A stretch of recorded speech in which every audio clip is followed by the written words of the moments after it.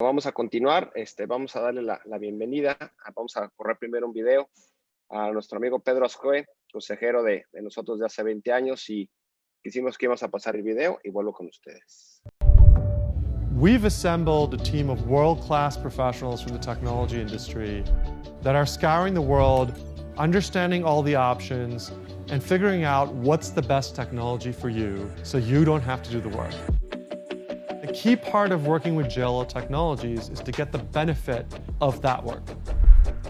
In terms of helping your employees experience space better, we're building apps that allow people to book meetings more easily, to access space better, to find their way around space, to access all the amenities of your space, and all the things that are required to create a world-class experience for your employees that becomes a differentiator between you and your competition.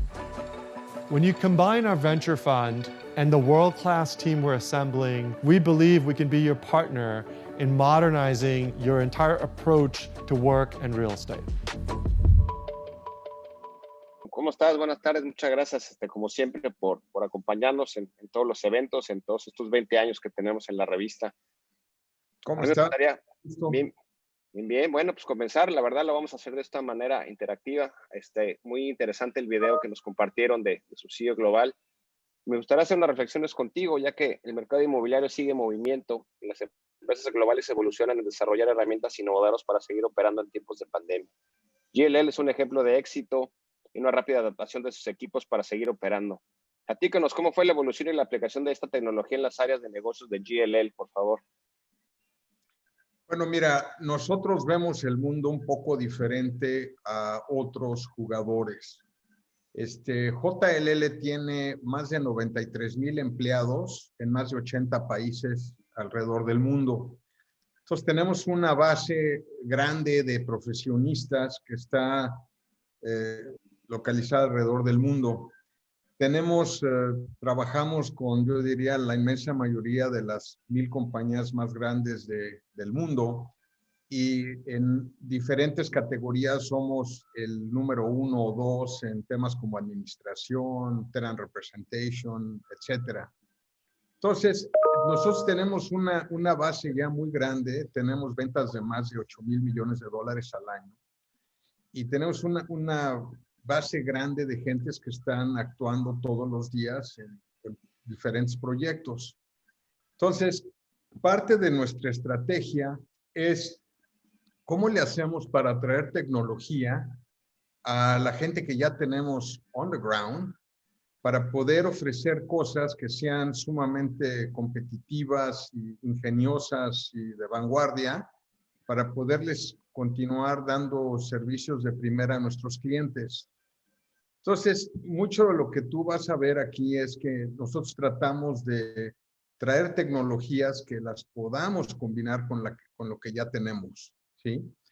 Creo que hay algunas cosas que funcionan totalmente en el Internet, pero hay muchas otras cosas que hay que aterrizarlas con gente en la cancha.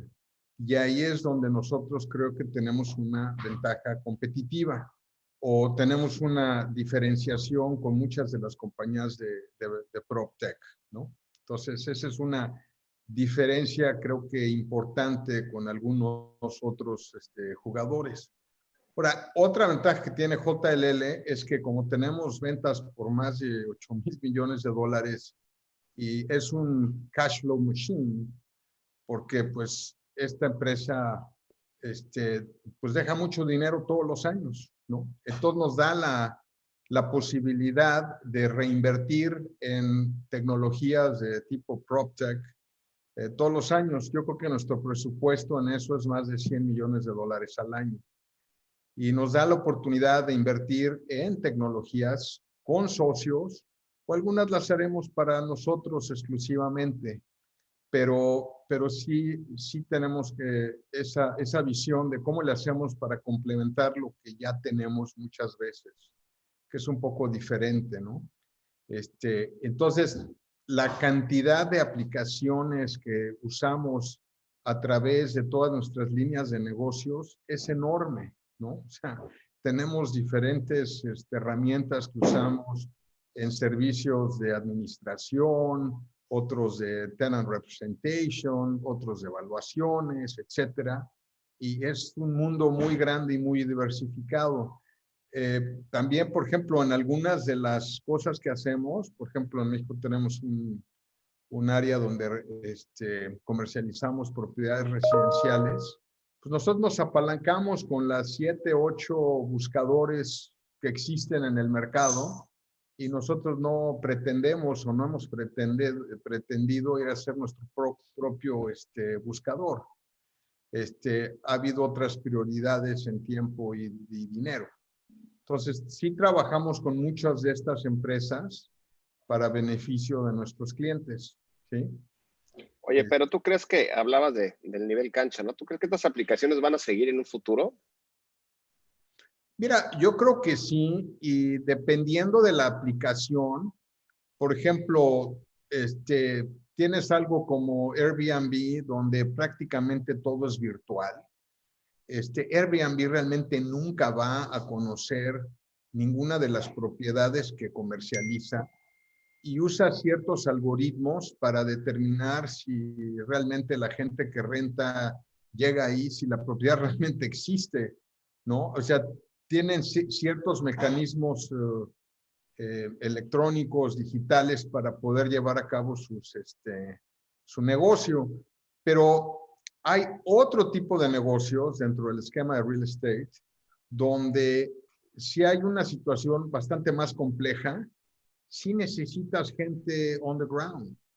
Por ejemplo, yo creo que hacer rentas de propiedades sencillas lo puedes hacer en el internet, pero probablemente si vas a vender un departamento donde hay notarios y hay una bola de otras cosas, es muy difícil hacerlo eso todo en el internet. Entonces, algo lo puedes hacer en internet, pero necesitas gente que te lo aterrice, ¿no? Necesitas el administrador del edificio. Los edificios no se administran solos.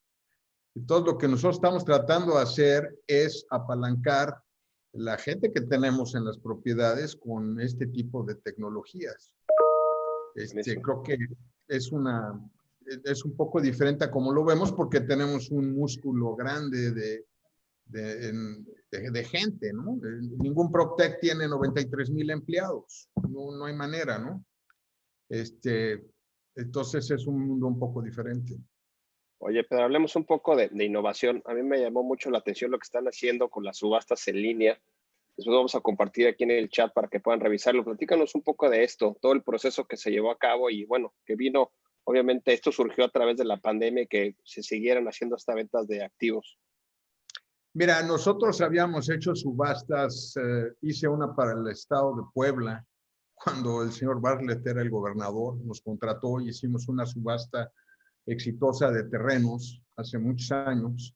Y lo que ha pasado es que con la pandemia y con la situación económica, tenemos clientes que están recibiendo muchas propiedades adjudicadas o simple y sencillamente propiedades que no las han podido mover por medios tradicionales de comercialización. Y ya de estos clientes que han tomado la decisión de buscar otro tipo de mecanismos innovadores y diferentes al tema de comercialización tradicional. Entonces, uno de nuestros clientes más grande, si no es que sea el más grande en México, que es BBVA Bancomer, nos contrató para que hiciéramos subastas y le diéramos más transparencia. Ellos llevan vendiendo propiedades muchos años y lo saben hacer perfectamente bien, pero al contratar a JLL para llevar a cabo subastas, creo que lo que querían hacer es darle otro giro a su publicidad y mandar un mensaje al mercado donde realmente dicen, oye, yo realmente sí me interesa vender y quiero hacer un proceso totalmente transparente y estoy dispuesto a tomar precios de mercado considerando las circunstancias actuales. Entonces, pues usando un poco nuestra experiencia en comercialización de propiedades, hemos desarrollado este sistema de subastas. Ya llevamos varias y a estas se han ido sumando otros clientes, incluyendo desarrolladores inmobiliarios, otros bancos, que quieren explorar este tipo de ventas, ¿no? Son ventas rápidas, mucho más rápidas del tema convencional. Los precios son más atractivos, pero pues el dinero es tiempo. Y si tú eres una institución donde te llegan decenas de propiedades cada semana, o tienes unas que no las has podido mover y tienes proyectos más interesantes donde puedes usar tu capital de una manera más productiva, pues tiene sentido explorar estas cosas, ¿no? Entonces, este es un producto que hemos venido a desarrollar durante la pandemia.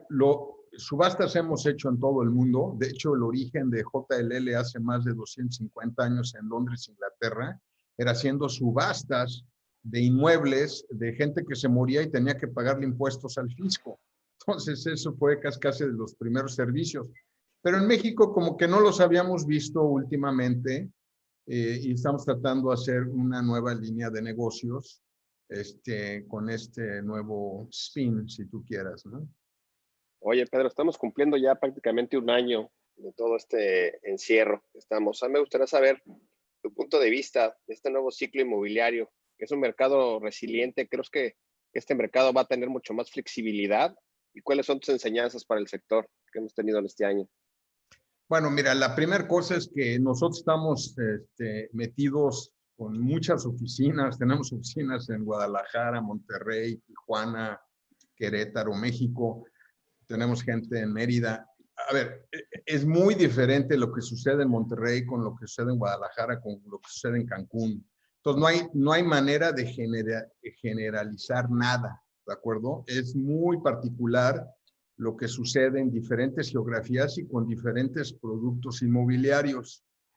Hoy por hoy lo que vemos es sectores muy dinámicos. Por ejemplo, la parte industrial, parte de la parte industrial, no toda la parte industrial, porque por ejemplo, en el Bajío hubo muy poca absorción de espacios el año pasado, pero hubo dinamismo en el sector industrial en otros lugares. Tienes lugares como Tijuana que tienen una tasa de desocupación bajísima y otros que la tienen mucho más alta, pero dentro de mucho más alta, el promedio más o menos de la desocupación en el tema industrial es más o menos 5%, que es una fracción de las desocupaciones de más del 20% que vemos en oficinas. Entonces, por ejemplo, vemos el tema industrial como algo que se ha mejorado mucho. Por ejemplo, estaba viendo que nosotros en Estados Unidos, nuestros ingresos de corretaje en la parte industrial, con las Américas subieron más del 40% el año pasado, a pesar, no obstante todo lo que pasó con la pandemia. Pero en otro tipo de sectores, vamos a pensar en oficinas, está mucho más complicado. Pues porque las oficinas están cerradas, para efectos prácticos no han abierto. Entonces, pues hay pocas empresas que tengan interés y apetito de ir a rentar oficinas cuando ni siquiera las pueden usar y no saben ni cuándo las van a usar y no saben bien cuántos van a regresar a las oficinas y qué tantos van a seguir en home office. Entonces, con tanta incertidumbre, pues lo que pasa es que se dilatan este tipo de decisiones. Lo mismo en los centros comerciales, ¿no? ¿Quién necesita un centro comercial cuando la economía cayó el 9% el año pasado y no se va a recuperar a los niveles que traíamos hasta probablemente el fin de sexenio? Entonces, probablemente no necesites muchos más centros comerciales, además de todas las ventas que ya hay por internet. Pero, por ejemplo, nosotros estamos involucrados en propiedades turísticas y hemos visto un enorme boom de extranjeros y también nacionales interesados en comprar propiedades en lugares turísticos, porque ven, vamos a pensar, nosotros tenemos un proyecto en Punta Mita y hay mucho interés de este tipo de gentes en Estados Unidos que dicen, oye, yo me quiero ir a un clima más caliente, puedo hacer home office, me puedo ir a un lugar donde hay un vuelo directo a Puerto Vallarta, Los Cabos, Cancún, Y aprovecho el que además de todo los precios son mucho más baratos de lo que cuestan las propiedades similares en Estados Unidos. Entonces, ahí, por ejemplo, sí hemos visto un interés muy fuerte de gente que está comprando, de gente que está buscando second homes. En algunos casos, tenemos clientes que de plano están cambiando su residencia a México. No porque van a trabajar en México, bueno, van a trabajar desde el punto de vista virtual, pero no van a ir a una oficina, ¿no? Entonces, eso, por ejemplo, se ha despertado mucho últimamente. Y últimamente son los últimos 2 meses. Es increíble lo que nos ha pasado en algunos de los proyectos donde hemos vendido unidades y departamentos que pensábamos vender en el 2021, 22 y 23. Ya se vendió todo. Entonces, eso creo que es algo que va a continuar. El tema, por ejemplo, de los hoteles está muy polarizado. Tienes unos hoteles de ciudad que probablemente no regresen a los niveles que traíamos antes de la pandemia en el corto plazo. Pero ves los hoteles de resort que antes de la pandemia se consideraban como inversiones más riesgosas, ¿no? Que se pensaba que un resort era algo verdaderamente riesgoso. Bueno, pues resulta que yo creo que cuando la pandemia esta se vaya pasando, o ya lo estamos viendo, el interés de americanos, incluyendo a Ted Cruz, por ejemplo, de ir a Cancún, ¿no? A Cancún. Bueno, ahí lo estás viendo, alguien que tiene un problema enorme en Estados Unidos por un clima inhóspito y que decide tomar un avión a Cancún, ¿no? Con la familia, o sea, no le ve riesgo a ese viaje. Bueno, pero como ese, hay muchísimas gentes que lo están haciendo, ¿no? Además de que los vuelos están abiertos y que no tienes que hacer cuarentenas todavía. Entonces, la parte de los resorts en México ya está regresando y creo que va a regresar con mucha fuerza una vez que la pandemia pase. Y en Estados Unidos va a pasar relativamente pronto porque hay muchísima gente que está vacunada. Entonces, aunque en México traigamos un problema muy grave de la pandemia, va a haber gente que va a decir, oye, pues yo viajo y no me voy a infectar. Entonces me la paso súper bien en algún resort en México, por lo tanto ese tipo de inmuebles van a regresar mucho más rápido que otros, ¿no? Entonces, varía muchísimo dependiendo de la geografía y del tipo de producto. Hay cosas, por ejemplo, que están muertas. Tú quieres vender una casa de 1, 2, 3 millones de dólares en la Ciudad de México, prácticamente no hay llamadas, no hay ningún interés. Todo ese tipo de audiencia lee el periódico y están preocupadísimos de la 4T y de las nuevas iniciativas del gobierno. Las gentes que compran en Punta Mita, en Puerto Vallarta, etcétera, realmente no leen el periódico, no creen que eso les vaya a afectar. Ven el mundo muy diferente. Ellos van a descansar. Ellos van a descansar y ellos no creen que por mal que se ponga la situación política en México, va a llegar al grado de que les expropien sus condominios, etcétera. Y ves gente comprando condominios de millones de dólares o terrenos de millones de dólares y haciéndose casotas. Es increíble, ¿no? Cuando en la Ciudad de México, los mexicanos tienen miedo y no están comprando las propiedades caras. Oye, Pedro, ya para terminar, ¿dónde crees que comience la recuperación en el sector? Bueno, mira, la parte industrial va a seguir, esa va a continuar. Todo el tema del e-commerce nada más se va a seguir incrementando, entonces yo creo que eso va a seguir. Todo este tema de los resorts, de las propiedades turísticas, creo que va a mucho mejor. Creo que el tema de las oficinas y de los centros comerciales se va a tardar mucho más tiempo. La dinámica ahí depende de que la pandemia pase, se va a tardar. Nosotros somos de la opinión que no van a desaparecer las oficinas, que vamos a regresar a niveles de ocupación similares a lo que teníamos antes. Van a cambiar las densidades de las oficinas, cómo se usan las oficinas. A lo mejor la gente va a trabajar más remotamente, va a ir menos a la oficina, pero no van a desaparecer. Eso no va a suceder. Pero tenemos algunos meses donde hay preocupaciones tanto de los propietarios como de los inquilinos, y se tiene que resolver un poco más el tema de la pandemia para que veamos una demanda más sostenida. También vamos a pensar que este problemón económico de una contracción del 9% del PIB, pues afecta el interés de empresas de expandirse y de tomar espacio de oficinas. O sea, estamos en un macro problema económico en algunos de los sectores, ¿no?